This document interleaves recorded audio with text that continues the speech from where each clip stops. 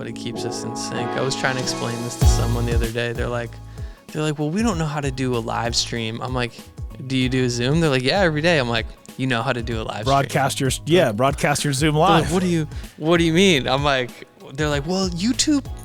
Okay, this is a real conversation I'm having with a friend. I gotta hear this. And this is gonna be good. And so he's like, oh, well, we already paid for the audio. He's doing a big live stream at He's doing an event at South by Southwest for his company. And he's kind of been pseudo put in charge of this thing for a CEO. So he said, cool, I have a decade of experience doing live events, hosting them, moderating panels. I've done the tech side. He's like, yeah, I got this. So he goes into it, and he's just getting pushback from his marketing team, which is kind of funny to me because most of his marketing team is Gen Z, and they're pushing back on YouTube Live. I'm like, okay, homies, let me get this straight. Y'all think you know more about this space than us old heads in our 30s, but suddenly a YouTube live stream makes you uncomfortable. Make it make sense. Yeah. And they're like, well, it just seems more complicated and it's a lot of steps and nobody ran it by me. And so my buddy's like, it's fine. I'll just talk to Dave, because he always hits me up. He's like, Dave is media, so he'll just help me, which I did. And I showed him, I'm like, look, here's the back end of your YouTube. You just set up a stream key. It's unique. You could even ask your AV guy you hired. So he asked the AV guy. The guy laughed. He's like, that's all you want to do? He's like, this is a joke. I could do this blindfolded. Yeah. So in a 5-minute phone call, me and my buddy set up the stream key. He's like, well, how do I make a thumbnail? I'm like, you got, art from your team? He's like, yeah. I'm like, it's probably 16:9. It's probably 19:20. It's probably perfect. He's like, oh yeah, here. I'm like, cool. Click, drag, done. He's like, where's my? He's like, oh, there it is. I'm like, this is how easy that was. All you have to do is give this AV guy access to your YouTube and show him the stream key, and you're done. And it's going to just happen in the background. It's nothing extra. You already got the video stuff and the audio. Why would you not want to run a live stream? Yeah. And why are you getting pushback? This is the easiest thing. It's not like you're putting on some extra production. You're going to want this to go live. And the panelists he has are like famous athletes. Big time. So you're just going to give them the link, and they're going to share it, and you're going to get more eyeballs on your live stream than you ever would on a video you record. Then it takes a little time to edit and put out after. I'm just a little dumbfounded that there are still people out there who have jobs, who are working in marketing, that are intimidated by something like a YouTube live. And don't get me wrong, I'm not saying you need to know how to do all this out of the gate, but I'm saying that's the wrong mental approach to something. Is like, be solutions oriented. Okay, you don't know about it. That's fine. Clearly my friend knew enough, and he knew me. So the point of all this is you got to trust people, especially people at your own company, to like help you. But I'm like, okay, one for the old heads. We still know how to use all this stuff. I'll take that one. Cheers. I'll take that dub right there. It makes me feel better. I like that. About, I don't know, job, skill security. I have skill security. Yeah. So I just wanted to start off with that. It's a win for the not so old but not so young guys. I love it, dude. I love it. And I'm excited for today's show because a few shows back, Dave promised me that he would react to ASMR. You did. And I want you to dig up the tape because this is something that I have been watching and listening to for years. And the reason that I do that is because sometimes it's super difficult for me to get to sleep at night. So I'll find these different ASMR sounds. I think I discovered it actually looking for, either white noise to help me sleep, or I think it was like certain sound frequencies to help you sleep. And then the ASMR community just took over. There's just like role plays and different types of sounds and different types of triggers, they call them, and all to get these. I'm triggered by this conversation already. And I'm going to promise you it's not not food. a fan of ASMR. It's not food. Okay. It's not a mukbang, as they say. Even that word is uncomfortable to hear. It's gross. I couldn't even say it with my mouth. I couldn't do it. I don't think I could say the word mukbang on the air. Like, that's how dirty it sounds. It does. I'm like, what did you do? Who allowed that? So, you know what though? Speaking of saying stuff on the air before we get to this ASMR experience, from YouTube, I was talking about this with you earlier in the week. The update is you can now say the F word after the first 7 seconds of any videos and still be green and monetized. Wow. Unless you repetitively swear during your show. So if you're excited, like, what is it? It's 5:50 into the show. I'm like, what the fuck? Dave! We're good. We're still good, bro. All right. Well, but we got to monitor ourselves. Not, all good things in moderation. yeah, absolutely. So I just used one. So in 5 minutes, you can say one if you want. You can cursing all the time. And you're good at self-editing because you're actually on the air with the FCC, so you actually have to pay attention to that. Yeah, absolutely. So this is a video. I could just do a whole ASMR. I'll be like, hey, are these swear words or not? And just say swear words. In 7 seconds, I'm going to swear. Well, I mean, if you're going to, let one fly here and there, I mean, that's fine. But it's like, if you can, tell your story and you can do your show without having to curse, then so be it. And I think that's even, more admirable. It's harder to do. I think it's harder. Eminem doesn't agree. Will Smith would agree with you, though. Will Smith don't got a cuss in his raps to sell records. Well, I do. So, Kim, you too. So good. So anyway, you knew it. Back to this ASMR. And while I'm describing this to you and how I came across this, I want you to look up for yourself, Dave, what it actually means, okay? I came across... Yeah, I do want to know what it means. I came across this video. This is one of the first ones that I ever found. And it was by this channel at the time called ASMR Requests. And essentially, it's called Sudsy Hair Wash and Dry ASMR. So you walk into the salon and you're getting a shampoo. I haven't got one of those in years, but I remember, and it's the best part, right?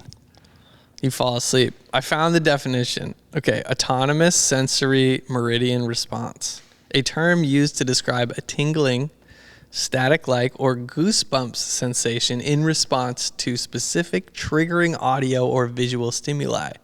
These sensations are said to spread across the skull or down the back of the neck, and for some, down the spine or limbs. Hey, maybe if you listen to the right ASMR, it'll fix your back.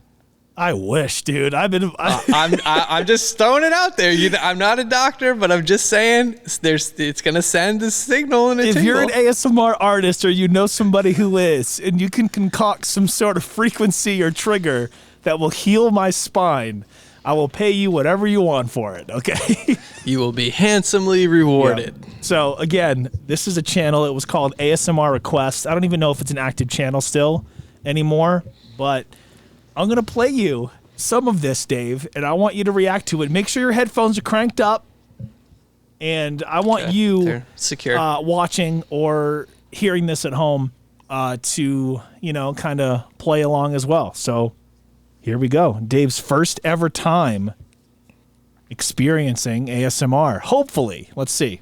Okay, let's go. Okay, and just lean back. There you go. Okay. How does that feel? Are you comfortable? Okay, good. Yeah. All right, I'm just going to place this nice, soft, fluffy towel. Fluffy, good word, dude. Around and behind your neck, just lift. Dude, it's all like right back here, no? It is in the sound space back there. It's doing nothing for me though. Give it a minute, Dave. Gosh. All right. Put your head up slightly. There you go. For me, it's the consonants. It's the okay. I can see you getting relaxed. It's the K's. It's, oh man, I'm feeling it right now, Dave. okay? Yeah. Okay, great. Yeah, You're supposed to play along, Dave. we won't get Oh, right. water on your nice shirt. It is a nice shirt, isn't it? Okay. Yeah. All right, I'm going to go ahead and turn on the sink and get your hair wet down, okay? Are you ready for the water? I'm ready. This is awesome. Just let me know about the temperature if it feels too hot or too cool, okay? Of course. Okay, good. Okay. I'm just going to place my hand here. Get the water out of your eye. That part is relaxing. I like the water. water. Temperature. It should I saw on your Instagram story you were filming a thunderstorm outside, and I wrote back, I was like, peaceful. Yeah, it was. Peaceful. be nice. You're such a mark for this stuff. I can tell, bro. Just let me know. I gotta be honest. I could do without the voice. I don't need somebody whispering in my ears. It doesn't work Is for me. it the whispering I of just it don't that's like it. uncomfortable, or what? I just don't like a person being that close to my ears. That is not like my romantic partner. JR, this is Dave, and we're here to talk to you about. Yeah, I hate that. I if it's not my girlfriend, I don't want somebody doing that to my ear. I'm like, I don't know you. I don't know you like Don't that. be all whispering up in my ears and stuff. Rain sounds though. Yep. Okay, ambient sound.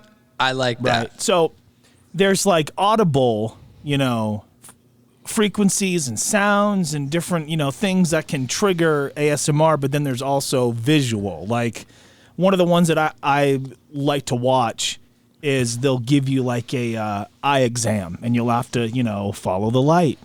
And it's just something about that. So you follow along the role play. Yeah. So Dave's not a fan of ASMR. I still am. I'll always watch it. It helps me sleep. But I promise you, Dave would react to it. Do you hate it? Are you in the middle? I don't hate it. I think maybe if I found the right thing, I would be maybe it's like a meditation. Right. People play a Zen sound, or it's like a bell, or like water ring around a cup. I don't know. So I think for me, I need a more ambient sound. I don't need somebody Not talking people. to me. Don't talk to me. People talk to me enough. It's too people-y for me. Yeah, I get you. All right. Well, if you're a fan of ASMR like I am, let us know in the comments. Or if you're more so Follow on Dave's JR. side, Go follow JR because he'll have all the recommendations. Let us know as Just well. Fill his inbox. Man, well, that did not go the way that I wanted to. Maybe this next one will, though. I wanted to bring up, because at the end of last week's show, I proposed to you WWE Conspiracies. And I want you to pop up on the screen here, Dave, the believability barometer. All right, that sounds kind of cool to say, right? Double B's. Double B's, okay. baby. And 0 to 5, we'll keep it small, on how actual, believable these conspiracies are. Are you in? I'm in, dude. I'm very excited for this portion of the show. All right, so I've been preparing these all week because I wanted to present them to you and to our audience and let you as well as them decide where on the believability barometer this lands. Here we go. Okay, how many we got? We just got 5. Okay. Now, our first one, number 1. Macho Man Randy Savage had his way with a teenage Stephanie McMahon. What? I guess I have heard. I've only heard that maybe one other time. So let me explain. Legend has it, Macho Man Randy Savage and a 16, maybe 17-year-old Stephanie McMahon had a relationship, allegedly. Yo. Now, the rumor has never been addressed by Stephanie McMahon directly, and nor has it been addressed by Randy Savage, who passed away back in 2011. Now, this rumor, Dave, came up, took over the internet in 2004, 2005, that these two allegedly had an affair in 1994, which ultimately led to Macho Man leaving the company and Vince McMahon never having him back. Now, the flip side of that was at the time, Randy was doing commentary and still wanted to perform in the ring. So he went to work for Ted Turner. So depending on which side of that coin you want to believe, where on the believability barometer do you put this one? I mean, unfortunately, these kind of things have continued to happen and happened obviously way before 1994, and we're trying to prevent them from happening, but they do. Positions of power, it's a power play. I would say there's certainly some credibility. I'd give it a 3. Like this could have actually happened. You think? I think this could have actually happened.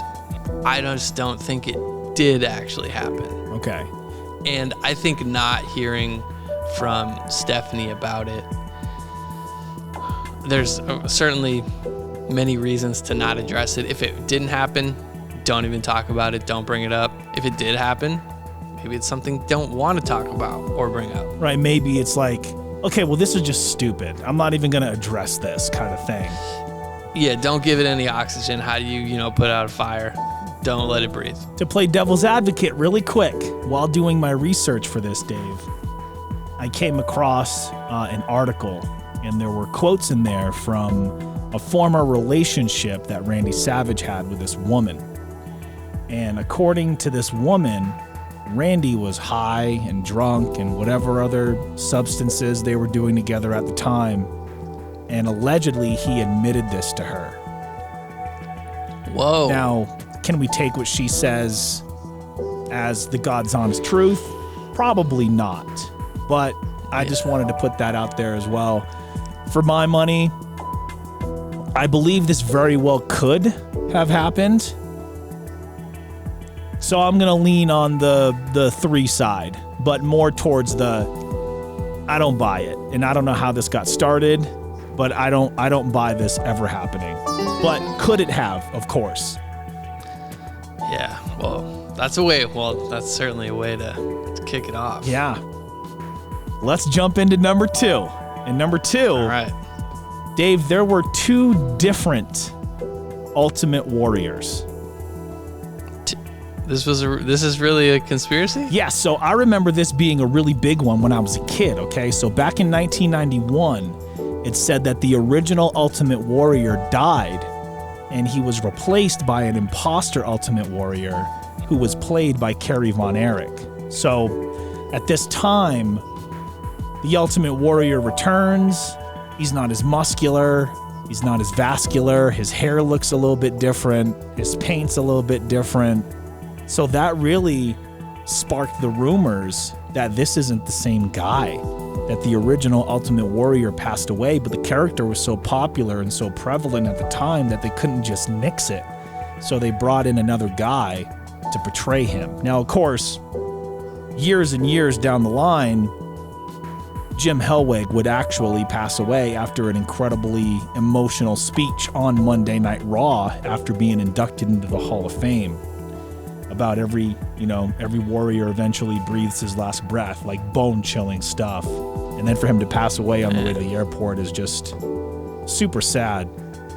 So that obviously discredits this one, but that's not to say that back at the time in 1991 or so, I remember being a young boy and actually believing this.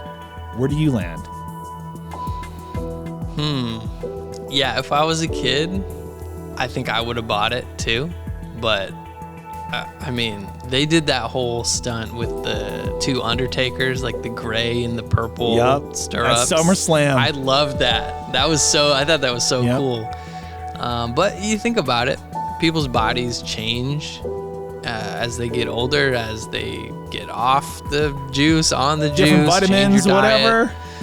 To maintain those body sizes and types takes so much food, effort, work. Like that routine has to stay the same to maintain the body size. You look at offensive linemen after they retire and they slim down because they don't need all that extra weight, and they get honestly a lot healthier. So yeah, I don't buy this. Yeah. To me, it's a big 0, but I gotta kind of put this one in the context of the time.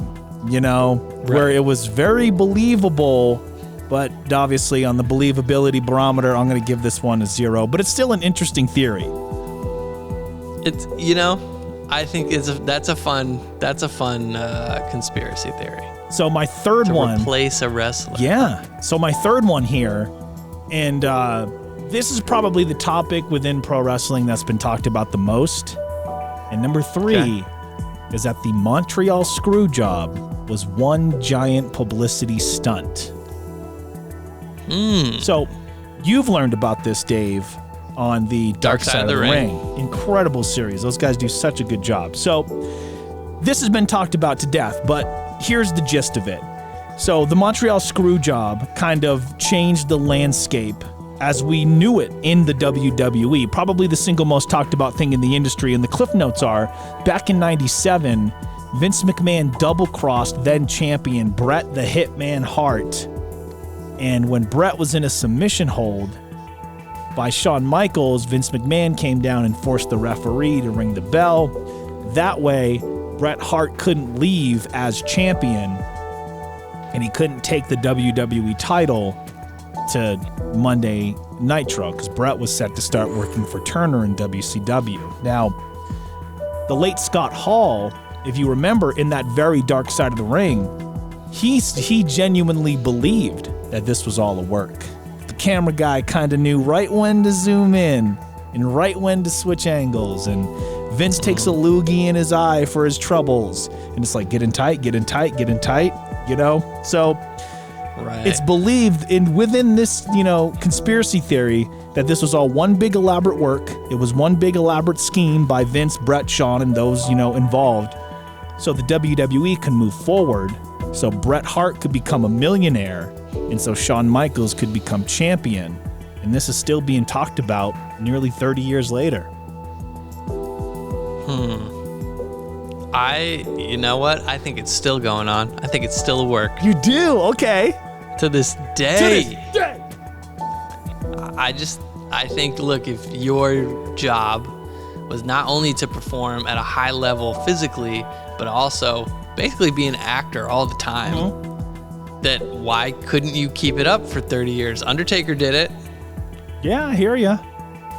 So I just think it's very possible. I honestly kind of believe that this is still going on, and I'm going to give it a big 5. Oh my goodness, a 5. Okay. Yeah, wrestling community, come at me. All right. I believe it's still going on. Dave's wearing his tinfoil hat today. Let me put mine on really quick here. So, on the believability barometer, let me explain myself before I give my ranking here. All right. I often on the show tell you how I don't care for conspiracy theories, but the truth is I find them interesting. I find them fun. They're a good time to talk about because the theory is often more interesting than the actual story. Now, where this is interesting is the Montreal Screwjob is a super interesting story. Even just the facts of it are super interesting, right? Even if you weren't a sports or wrestling fan, this is a cool documentary. This is a cool angle. Right. Documentary is the word. I was just going to say, you learned about this in Dark Side of the Ring. But if you want like the first person perspective, you got to go back and you got to watch Bret Hart's Wrestling with Shadows documentary. When did that come out? Do you know? That came out in 97, 98. It was right after this had happened. Wow. So if you remember in Dark Side of the Ring, they interviewed the audio engineer that day. And that was the guy that put the microphone, the hidden microphone on Bret, which captured the conversation with Vince of what the outcome was going to be and what they actually had agreed to. And of course, Vince didn't hold up his end. So it makes it so tough for me to believe between that documentary, all the years that have passed, and the animosity that Bret held for decades. It's very difficult for me to believe that this was in fact a big giant worked the fans, worked the wrestlers, worked the executives, worked the board. I don't believe it, but part of me wants it to be true. Because how incredible would that be? Imagine on its like 30th anniversary, they do a sit down, you know, and Vince is like, I fooled everybody. Part of me wants that to happen. What if Brett and all those guys are still getting paid to keep it up? What if that's part of a contract? It's like Bobby Bonilla still getting paid by the Mets to this day. To this You know day. what I'm saying? It keeps coming up, but what if he's still getting paid to keep the story up? Well, Brett would go on to become a billionaire. Well, a millionaire, excuse me. Vince would go on to become a millionaire. Shawn would go on to become the champion and one of the, you know, single greatest performers that the industry had ever seen. So on the believability barometer, I give this one, I give it a 1. So I'm on the opposite side as you, but you don't believe it. Okay. part of me wants it to be true, and I really hope that I'm wrong here. All right. We're different sides, but I respect that. Let us know where you land in the comments, okay? We're going to jump into number 4. And this one I think is super interesting, Dave. And number 4 is Vince Russo was a WWE plant sent to destroy WCW from the inside.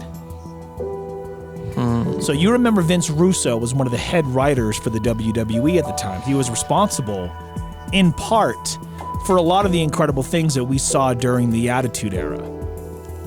Bro. So it's...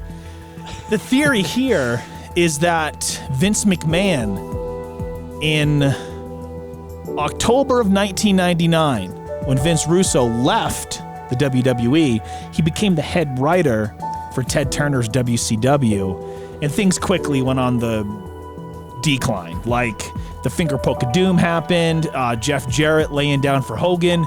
This is the reason this company is in the shape it's in, because of bullshit like this. And then you got the whole David Arquette fiasco, and even Vince Russo putting the WCW championship title on himself.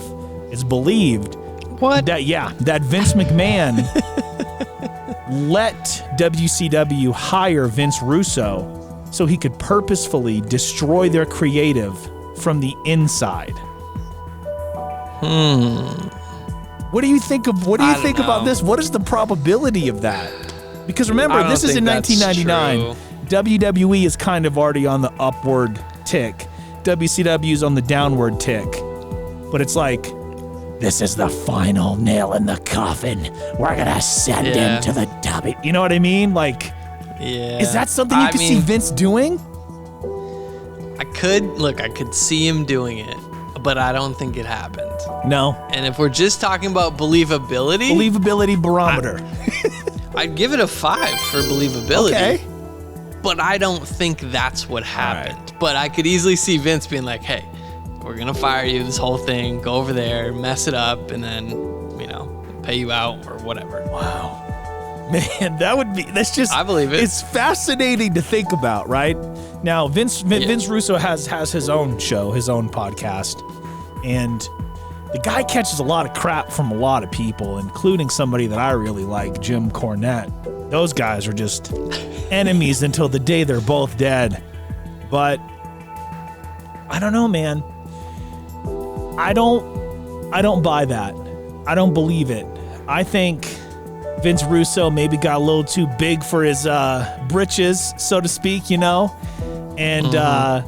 wanted to say, hey, I did it here. I can go do it over there. And I'm sure they were backing up the Brinks truck for him, dude, at that point. The money must have been crazy. So I just think Vince Russo didn't have that governor on him. He didn't have that Vince McMahon to take all of these, probably out there ideas and figure out how to mold them and how to actually make them fit into the format. So, yeah, I think I don't believe this, but it's super interesting to think about, well, what if, Right, but do you believe it's possible? Because the believability of it happening. I believe it's very possible that it did happen, but I don't buy it. You don't think it did? Yeah, so I'm going to put it right in the middle with a 3. All right. Now, that's an interesting one for sure. Isn't it so wild to think about?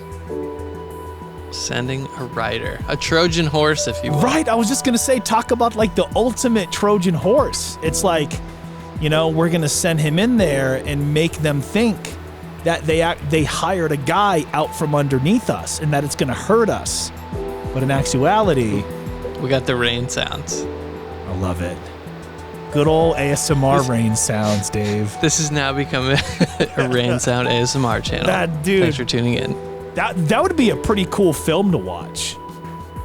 It's like we're gonna let I'd them fall think asleep, they're getting bro. our top guy, our top, writer per se.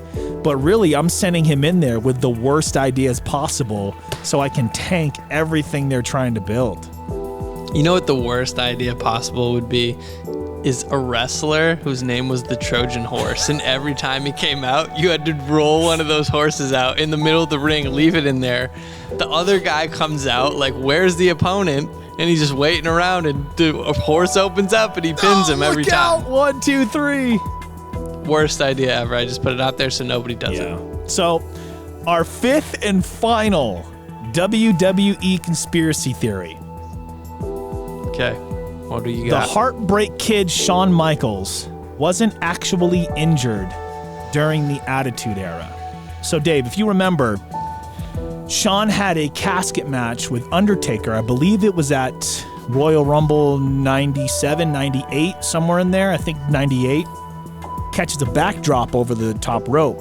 Tailbone hits the corner of the casket and injures HBK. So, let me give you what they have here, okay? Shawn Michaels is one of the biggest names of the new generation era, so to speak. That was when the Hogans and Machos kind of went away, and your Bretts and your Shawns and your Takers started to kind of come into their, spotlight, 94, 95-ish. Now, Shawn's in-ring career came to an unexpected end in the late 90s. But since then, he made sporadic appearances. I think he showed up as the commissioner for a while. He was a special guest referee for a while. But a user on Reddit claims that Shawn Michaels didn't actually have a career-threatening back injury. He says the truth of it is that Vince McMahon put him on the payroll to allow him and his body to rest after dedicating more than a decade to the WWE. And this was also done, more importantly, to prevent Shawn Michaels from signing to WCW. Oh. To keep him. Interesting. Where on the believability barometer do you think this conspiracy theory lands? 1 through 5.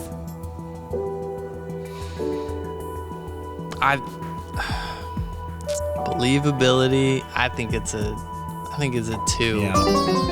I think he got hurt. I think he's hurt. I just have seen so much wrestling and now so much behind the scenes to know that even the simplest of falls, you can hurt yourself seriously. Yeah. So if he took that fall, that did not look good. No, it was nasty. Just to play devil's advocate right here, because again, I don't really buy into this either, but it is interesting to kind of think about. Yeah. Shawn Michaels allegedly had, faked injuries before to get out of, losing a title or whatever his reasons may have been at the time. Losing his smile and that whole thing. If you ask Bret Hart, that was all just a bunch of BS. But I couldn't imagine, faking a serious back injury like that for all this time. But then think about this, Dave. Shawn returns in 2002 or so and has that, unsanctioned street fight with Triple H. They tear the house down. Unbelievable match. Literally looked like Shawn hadn't lost a single step. And then your guys like The Rock are starting to go drift off to Hollywood. Stone Cold's around a little bit less. And then look who's back. Look who's back in the, main event picture. Look who's back in the spotlight. The Heartbreak Kid, Shawn Michaels. I don't know. I still just think he got hurt. Same. And, but you spin a pretty good tale. Yeah, I'm trying to, just give you the, wait a damn second, kind of approach. But, yeah, I don't buy this one either. I don't even think that it would be an elaborate scheme to even come up with. It just wouldn't make sense. No. why wouldn't Vince McMahon and the WWE want one of their most talented performers ever to be available to go? It doesn't make any sense to me. So I'm going to give that a 1 for sure, a 1. Yeah, it's not helping the bottom line. So there you have it, our WWE conspiracy theories. I definitely want to know where you land on these, because as out there as some of them might be, if you allow yourself to think about it long enough, you'll convince yourself that they're true. So be very careful. Yeah, tread lightly, but those were good. I know there's more, but I feel like you picked out a solid 5. Yeah, there were a bunch, and I went through a bunch of different articles and websites, and these were the ones that I thought would be the most fun. These were the ones that I thought were the most out there. But then again, if you start to really try to think about it, you can convince yourself. So I wanted to present the ones to you and to our audience that would make you kind of think a little bit. Like, no way. Wait a second. Hold on. Could that? And just, drive yourself a little bit crazy. So It got me thinking. Yeah, it got me thinking, that's for sure. What's what you just interviewed Charlotte Flair, right? I did. We got to talk about that. Man. I'm like, man, burying the lead, because I'm like, wrestling. Why did we want to do wrestling? Oh, that's right. You had a sick interview, dude. Yeah, I got to get on the phone and talk to the 14-time WWE Women's Champion Charlotte Flair. Woo! So the WWE is going to be here in Denver on the 26th for a super show at Ball Arena. And next week, I actually start a promotion on the air where you can sit ringside with me for the show. So I'm pretty pumped about this. What? With your boy? Let's go. No, get out here. Let's go. So, oh, man, I got to win the contest. Right. So I got to talk to Charlotte about kind of about the show, about what's happening on TV, who her opponent will be when she's here, what to expect. And then we talked a little bit about WrestleMania, because Charlotte's going to be defending her title against Rhea Ripley. This is going to be a big match. And this match has happened before at Mania. So I got to talk to her a little bit about that. And just, it was very chill. It was very kind of, go with the flow, promote the show. That rhymed. I didn't mean for it to. But if you want to... Yeah, I was going to ask, like, how... So when you're interviewing someone who is famous, who has notoriety, how do you approach your prep for that? And then what do you do, the day of? I think people are probably curious as to, do you get nervous? Like, or is this just old hat for you? Old hat it is not. I get to meet a lot of really cool people, a lot of musicians and celebrities. And honestly, a lot of that is just work. But when I get to talk to somebody that I'm genuinely a big fan of, like I've been a pro wrestling fan my whole life, Charlotte Flair will probably go down as the single greatest female performer that we've ever seen, certainly in our lifetime. So being able to talk to her, I was definitely a little bit nervous going in, but what helped me is it changed from a Zoom to just a straight up phone call. Okay, so it's a little less pressure. You don't have to see Charlotte Flair on the other side of the camera. Right, which is just intimidating, And on the phone, you can kind of be anybody you want to be, just like on the air. So I got to just be that, super upbeat and fun. And they're like, JR, you're on the line with Charlotte. I'm just like, no way, Queen, what's up? I'm bowing to you right now in this, and just get her laughing and excited. And yeah, we had a pretty cool conversation. And I'd love to insert that into the show for the audience to be able to hear. Well, look, y'all are getting a treat. Here's the interview JR just did with Charlotte Flair. Hey, JR, you're on with Charlotte. Get out of here, dude. What? Charlotte, you can't see this. I'm bowing down in the hit studio right now for you. Well, I'm smiling with a big grin. I'm so pumped about this. Thank you. Yeah, welcome to the Hits Hangout. You're hanging with homie. My name is JR. Right now, bowing down, not worthy, because I'm joined by a very special guest. She is the 14-time WWE Women's Champion, Charlotte Flair. How's it going, girl? It's going. It's WrestleMania season. The best time of the year. It's like Christmas. Yes, living my best life. I love that. Where in the world is Charlotte Flair right now? I am sitting in a hotel lobby of a Marriott by the airport in Pittsburgh. I love it. So Pittsburgh now, but in a couple of weeks, It'll be Denver. Denver. Let's go. Yes, I'm excited. Denver's so beautiful. What can the Mile High City expect from Charlotte on March 26th here at the Super Show? Well, they can expect me kicking Sonya Deville's butt. Yes. That's for sure. How obnoxious is Sonya Deville, huh? She's up there. She's up there. You're either battling with her or you're battling with Dominic. I'm like, dude, get out of the ring. What are you doing? I know. Leave it to the adults, Dom. Sit down. That's what I'm saying. Well, he has been to jail recently, so he thinks he's hard all of a sudden.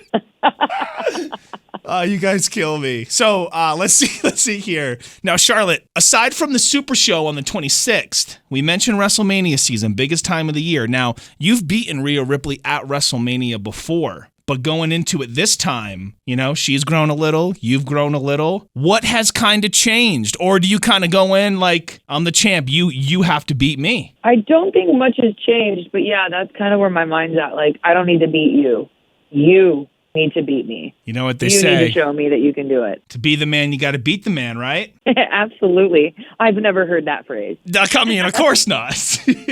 So you always bring it, especially at WrestleMania. And I just wanted to tell you, side note, you have one of the greatest Mania entrances ever. Girl, you flew in on a helicopter just a few years ago. I know. How crazy is that? There's a clip that one of my friends shot of me just bowing down to the screen. And I'm like, you guys don't understand how cool this is. How am I going to top that?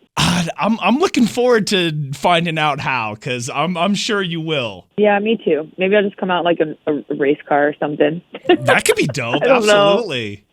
Yeah, no, the entrances have been great, but the helicopter was probably the coolest. Absolutely. So you've been Raw Women's Champion, you've been SmackDown Women's Champion, NXT Women's Champion, you've main evented WrestleMania. Girl, like, what is left for you to do? What do you have your eyes on right now? I guess just making the most of every opportunity. And when I get to be on the camera, just enjoying it. I was so uptight for so many years. Now it's just like, I'm here to get my flowers, guys. Yeah, absolutely. So like, I grow so much every year as a performer. I really enjoyed the level of calmness and confidence and ability to enjoy the audience while I'm out there, when before, you know, maybe sometimes my nerves got the best of me or I wasn't in the moment. And now every time I'm out there, I'm really enjoying this phase of my career. I love that for you. Every time you're on screen, it is captivating TV. And us here in Denver, we cannot wait to see you March 26th for the Super Show, right on the road to WrestleMania, one of the final stops before Mania, the big 2-night event out in Los Angeles.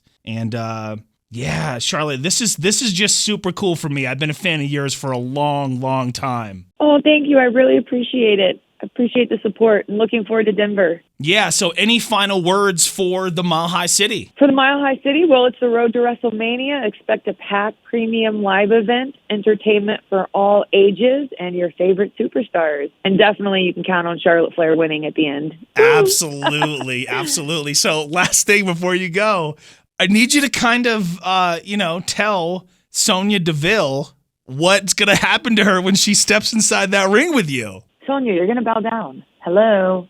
Bow down. Might as well just bow down even before your entrance. I can't wait I'll at least give her a shot. Yeah. I can't wait for you to get your hands on her. Charlotte, this has been incredible. Can't wait to see you March 26th at the Super Show. Ball Arena here in Denver. Tickets available now. Go to hits957.com for more details on that. This just crossed a big thing off my bucket list. Talking to you has been incredible. Thank you again. Thank you so much, sir. Talk to you soon, Charlotte. Woo! Bye. That was cool. Well done. And you know what? Your presence in the interview, I think a lot of people don't realize that, is the interviewer needs to, even with somebody like Charlotte who's used to doing a lot of media, you got to keep those people comfortable. We got her laughing, and just, this isn't just another 15 minutes of, oh my gosh, I have to talk to so-and-so. It was a good part of her day. Right. And, she's doing these for a couple hours straight. So I'm thinking, like, how can I make what I'm going to do stand out and be different from what she's doing before?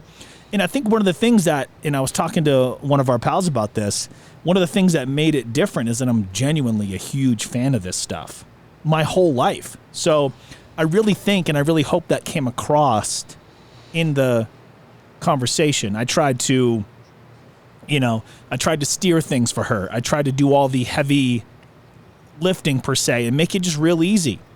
And quickly, I threw that into my iHeartRadio podcast, Cool to Be You, put it into a blog. Charlotte retweeted the blog.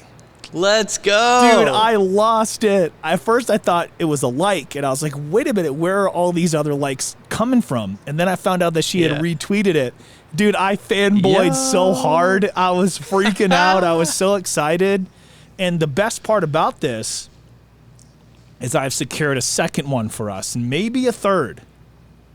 Oh, okay. You don't even know about the third one yet, but oh man, I don't even know about that. The second one is supposed to be a Zoom with the first ever female Grand Slam champion and the head of the Damage Control, Bayley.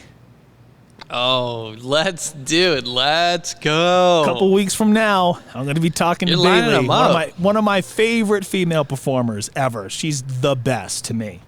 Hey, so when they do a Zoom, I'm guessing they send you a link? They want us to send it to them.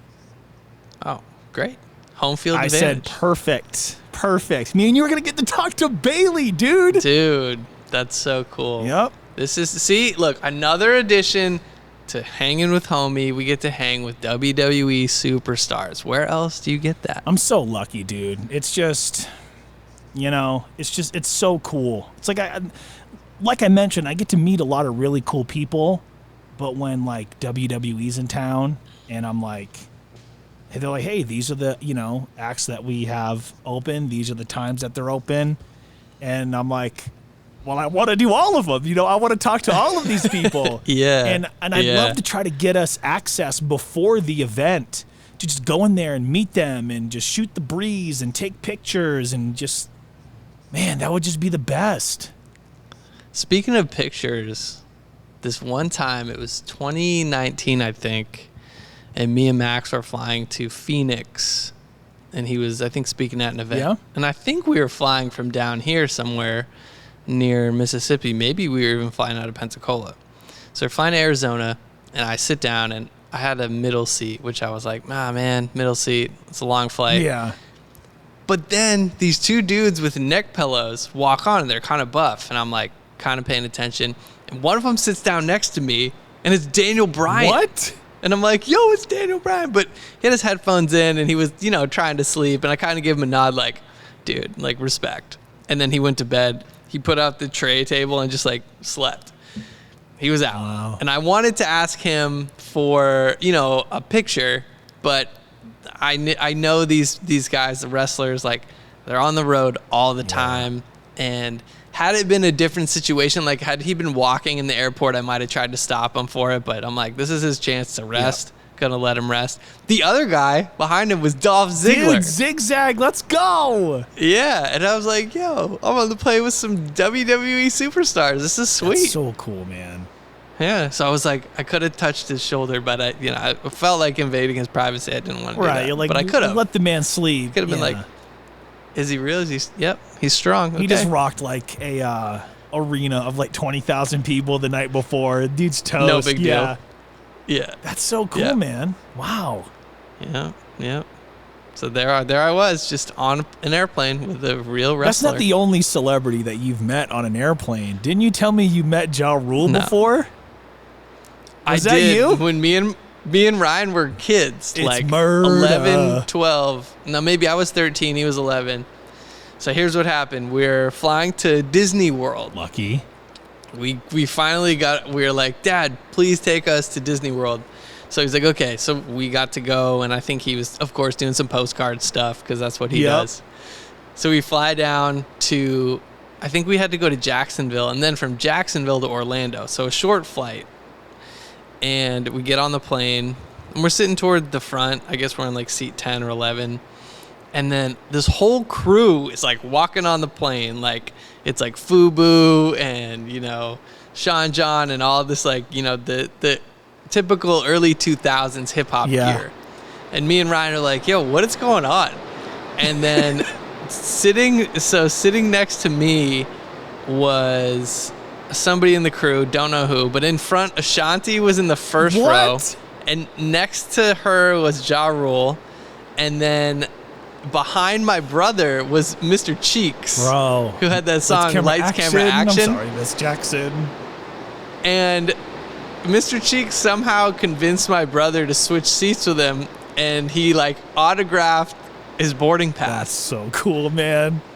Right? And I was like, yo, this is wild. What? And the guy sitting next to me, I don't think he had a sidekick, but he had one of those early, like, T9 BlackBerry. I was like, dude, that's the coolest phone I've, like, ever seen. Wow. And then next to him, somebody's eating Popeyes. Everything smelled like chicken in the front. And I was, like, getting hungry. That's I was awesome. like, man, I'm starving. So we get off the plane, and that's when I finally see Ja Rule. He's like waiting for everybody else. I'm like, yo, Ja Rule, like, what? Can I get an autograph? So he autographed the boarding pass. I got Mr. So Cheeks just for perspective, and Ja Rule. real quick, back then it was more about the signature than it was the selfie. That wasn't a thing. Because nobody had phones with cameras. Yeah. And if you had a camera, yeah, you'd be like, oh, I have a disposable camera. Hey, Dad, can you take a picture of us? And I remember being like the same height as Ja Rule, or like very close to it at that age. And I'm like, oh, okay, cool. Like, but it was so like starstruck. That was, I think, one of the first moments I was like, wow. This person's on MTV all the time. This is crazy that they're standing in front of me. Yeah, that's so freaking cool, man. I'm glad you remembered that. I haven't talked about that story in a while. And I know I still have the autograph somewhere. That's so dope. I remember, I never met like a Ja Rule or anybody like that on a flight before, but one time going through security, and this is a deep cut because I just recently started re-watching the show. I picked up Friday Night Lights on Blu-ray. Great show. I was leaving Nashville. I'm trying to remember where I was going. I think I was going to visit Maine. And I bumped into the guy. I didn't go up to him because I didn't want to be that dude, you know. But I'm 99.9% confident. I bumped into the guy that played Luke Cafferty. His name is Matt Laria. Saw him going through security in the Nashville airport. And I was like, damn. I even like opened up my phone. I'm like, yo, is this? Because he was a really cool character later in the show. I was like, this has to be him, you know? Yeah. And I just looked 99.9% sure it was him just as an adult now, rather than, you know, probably 19, 20-year-old playing a 15-year-old. But yeah, that's kind of the only person I've ever bumped into at the airport before. You've literally bumped into him. Yeah, it was cool, man. We were both going through like security. Whoa. And I remember he had this like big belt buckle. When in Nashville. What in Music City. But gotta have a I belt buckle. don't know, man. I haven't really bumped into anybody at the airport like that before. Do you think that because of your and my background in making music and making videos and being in the entertainment industry and then meeting and working with famous people too, that you're kind of desensitized to being in their presence? You just think, yeah, I now know this is just a person like me. Well, let me break it down for you like this. I remember opening for the Chainsmokers at the State Theater in Portland, Maine, right? Yeah. And I remember hanging out with them before the show. And this was, I'm trying to remember when this was, like 2014? 2015 maybe? 14 probably. So let me take a selfie. So that was like the big song of theirs by Just then? had blown up, right? They hadn't even dropped like Closer with Halsey. I don't think like that stuff even had come out yet, but it may have. But I remember talking to him because it was just cool to me because it was, you know, a guy from Maine that was doing it. And, you know, us Mainers, we're always supporting other Mainers. Like it's a big deal. So I remember talking to Alex and he was like, and it was so cool what he said to me. He goes, we're just trying to hang on to this as long as we can. And then I was like, wow, like these people are just regular people just trying to chase after what they're after, just like us. So it's just... That's such a great perspective to have, knowing, all right, we had this big hit. That might be it. But if we get more, I'm going to appreciate more. Yep. He said, we're just trying to ride this out as long as we can. Because in the back of your mind that nothing's forever. I know that radio isn't forever, Yeah. I probably won't. It's hard to say, but I've almost been in radio 10 years. I don't see myself being in it another 10 years. I just don't. So it's like we're just trying to make the most of what we have now. And just maybe that is the thing. Maybe hang on to it as long as we can. Or maybe the other side of that is make the most of it while we can, I think both apply well. That's such a cool story. Yeah, to hear, to get the proximity. So, and I wanted to ask you that because I'm trying to tell everybody listening and watching that I would say I even met Will Smith and worked with him on a quick shoot one time in Jaden. That's cool. And they were both super nice. And of course, because he's doing press, and it was one of those things where, you go in, you get 15 minutes, the next crew goes in, he stays at the setup. They were doing it for their water brand. Okay. Which is lost on me right now, the name of the water brand. I don't know. I just want to look it up so I get it I right. do know that last year I did an endorsement for Bel-Air season 1. Dude, they nice. sent me the dopest Bel-Air swag, like hoodie and hats and shirts. It was awesome. That show I have yet to watch. Let me tell you how damn wild that show is really quick. So it was just water. It's okay. like a paper recycled kind of like, it's like a mini milk carton that the water's in. That's the best way to describe it. Well, Carlton is addicted to pills. And Jeffrey the butler. Out the gate. Jeffrey the butler isn't a butler. He is a hitman. What is he? Oh. Jeffrey the butler is a hitman. Dude, what? It's nuts. Season 2 just started airing. I just watched the first episode. I think they're on 3 or 4 right now. But, dude, It's a wild show. It is a far left from what The Fresh Prince of Bel-Air was, but by design. That's good. I'm glad it sounds like, at least with this reboot, they're not just, hey, let's just recreate everything that already happened. Like, no, we're going to use the origin story, but we're going to tell it a different story with it. So you got to sit in there with him for a while and kind of chop it up.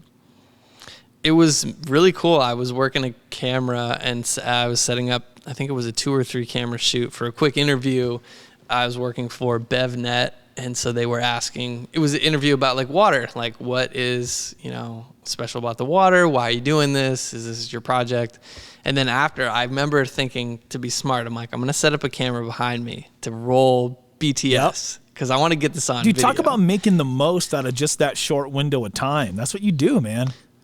It's what you got to do. And so I have a clip of me stopping the record and like shaking his hand and shaking Jaden's hand, and I'm just like, I got it.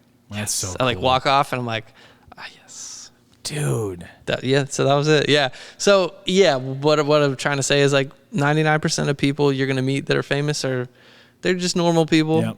I haven't come across someone who is like super out there yet. I mean, as far as like, whoa, I'm not talking to you or you're not like here with me talking. I haven't run into that. I've only, and I'm not going to drop their name because I'm still employed in broadcasting, but I've only come across one person, a musician that I wanted to punch in the mouth more than anything, dude, more than anything. Like that scene in Step Brothers. I just want to punch you right now. It's just, is there anything I can do about that? Nah, it's just your face. I just really want to punch it. Yeah, so once I'm out of the industry, I'll disclose who that was, but more to come at a later, maybe episode 200. Right, golly. We'll see. Next week is episode 10, and we promised ourselves Q&A, bro. After how successful the episode 5 Q&A was, that we were going to do another one. So please. Mrs. Buttersworth, Yeah. if you're listening, we need more Yep. of the good commentary. Vicky, Ropers, Kat, Daniel, anybody listening to the show, Chris, send us an audio message for next week. We will play it on the show, and we will give you the best answer that we can. Dude, I'm looking forward to I'm excited. episode 10. And think about that. 10 episodes. Next week, we'll be 10 episodes deep. Just like that. Just like that. For Dave, I'm JR. This has been Hanging with Homie. We'll catch you next week. Get in those questions, okay? And remember, it's cool to be you. Peace.